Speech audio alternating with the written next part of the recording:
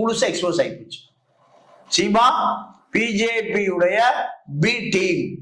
பெரியாரை பேசுவதனால் அவர் மீது இருக்கிற அந்த புறா வழக்கு, அந்நிய செலாவணி மோசடி வழக்கு, சீமான் மீது தலைக்கு மேல கத்தி தொங்குது. ஈழத்தமிழர்கள் வெளிநாடுகளில் இருந்து கொடுக்கப்பட்ட பணம் எல்லாமே ஹவாலாவில் கொடுக்கப்பட்டது. இப்ப சீமானுடைய வசதி வாழ்க்கை என்பது இப்ப கோடிகள் இல்லாம வாழ முடியாது. அப்ப அவர் குடியிருக்கிற வீடு, அந்த பண்ணை வீடு 25 கோடி ரூபாய்க்கு விலைக்கு வாங்கியிருக்காரு.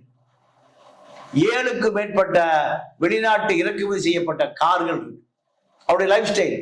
அப்புறம் 15 வேலையாட்கள், 20 பவுன்சர்.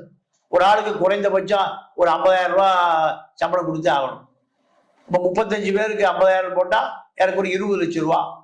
அவருடைய வாழ்க்கைக்கு ஒரு 20 லட்சம் ரூபா தேவை. அப்ப மாசம் 40-50 லட்சம் ரூபா எடப்பாடியை போல லைஃப் ஸ்டைலுக்கு வந்துட்டார். அப்ப